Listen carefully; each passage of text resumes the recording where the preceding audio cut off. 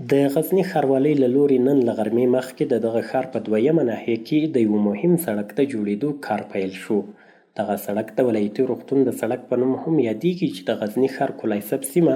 له کابل کندهار لویې لارې سره نښلوي چې هره ورځ زیات شمېر خلک په همدې لاره تګ راتګ کوي. یا د پروژه تقریبا چې څه باندې 1 کیلومتر پروژه ده د عمومي شهرانه شروع کیږي، مګر ان تر شفاخانې نه تیریږي د بالول څخه په خوا چې کومه لار تللې ده د یې سړک سره وصل کیږي او تقریبا مالی لګښت چې دا د ښاروالۍ د خپلې داخلي بودیجې نه ده څه کم 40 میلیونه باندې دا پروژه شرکت برنده سوی ده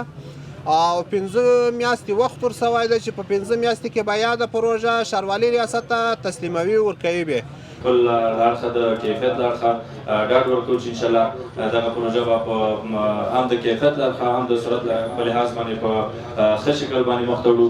هیله لرو چې دلته شته مسؤلین همداشان ولسونه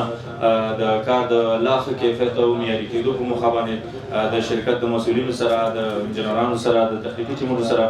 مرسته او همکاري وکړي. د غزني ښار اوسیدونکي د سړک په جوړېدو باندې خوښ دي او له مسؤلینو غوښتنه کوي چې د یاد سړک رغنیز کارونه دې پر وخت بشپړ کړي. جای سعادت است که این سرک ما بزرگ میشه که سرک بسیار یک سرک حیاتی است. تمام این منطقه از روضه شروع کن، از اندر شروع بکن، از خود مابین شهر خوجا بقال صاحب، علی لالا صاحب، باغای بلول کلگی بین این سرک ارتباط پیدا مونده.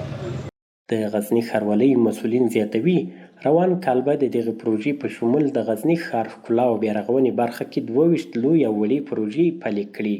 چې د ښار رغونې ترڅنګ به زیات شمېر هیوادوالو ته کاري بوختیا رامنځته شي.